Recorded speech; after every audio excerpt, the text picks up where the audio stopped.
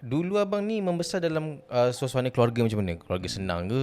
Atau keluarga yang mungkin sederhana ke? Macam mana dulu environment pembesaran keluarga lu?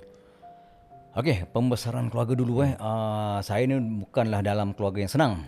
Nak katakan taklah senang tapi cukup-cukup makan lah kata. Adik-beradik ramai. 11 adik-beradik. Sebelah daripada 11 adik-beradik. Mak tak kerja. Ayah bawa teksi je. Okey. Boleh 11 orang kan? 11 orang tau dulu kan adik-beradik saya. Kan saya anak yang keempat.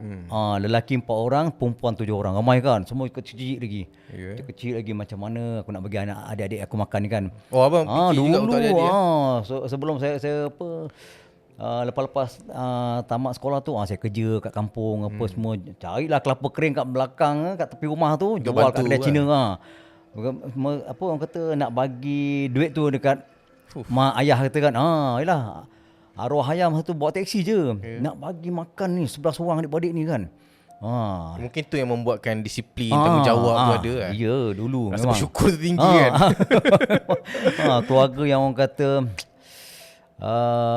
makan cukup-cukup lah orang kata. Kan. Ada tak abang terbayang diri abang kan macam masa kecil tu, sekarang ni abang di posisi abang sampai peringkat yang satu Malaysia kenal kan. Pernah tak terbayang tu masa kecil-kecil? Masa kecil saya tak pernah terfikir. Tak pernah terfikir aku jadi juara. Juara Malaysia, juara Asia, juara dunia. Tak pernah terfikir saya. Kan saya buat je. Apa saya nak buat saya buat. Saya tak pernah orang kata mengalah tau. Walaupun dengan tubuh sekecil macam ni pun saya tak pernah mengalah. Saya cekal daripada dulu sampai sekarang. Saya tahu nak cari duit, nak bagi arwah mak saya. Nak bekerja, walaupun RM5 pun saya hantar kat kampung. Dulu RM50 pun saya hantar kat kampung. Mak, belilah barang-barang dapur bagi adik-adik makan. Walaupun saya dah bekerja kat Kuala Lumpur kan. Tahun 87, 88 tu dulu. Tahun tu ketika abang sedang, yelah orang kata membangun kan, ada tak mungkin kata-kata daripada orang tua lah waktu tu yang membuat terus rasa bersemangat, rasa boleh pergi jauh lagi? Ada tak apa-apa kata-kata tu? Kata yang saya ingat kata-kata arwah mak saya lah. Tak boleh kan, kerja kerjaan gaji kecil pun tetap dan berpencin. Kan tak apa, InsyaAllah berkat. Dia cakap saya macam tu. Saya ingat lagi sampai sekarang.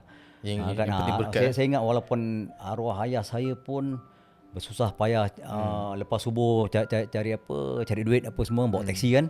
Tapi saya bantu diorang jugalah. Tapi kata-kata tu buatkan saya nak adik-beradik saya semua ni lah. Orang kata terus sihat hidup apa semua kan, dengan jagaan arwah mak ayah masa tu lagi. Tapi saya memang suka cari duit untuk keluarga lah. Untuk keluarga, untuk adik-adik saya. Mindset masa tu memang.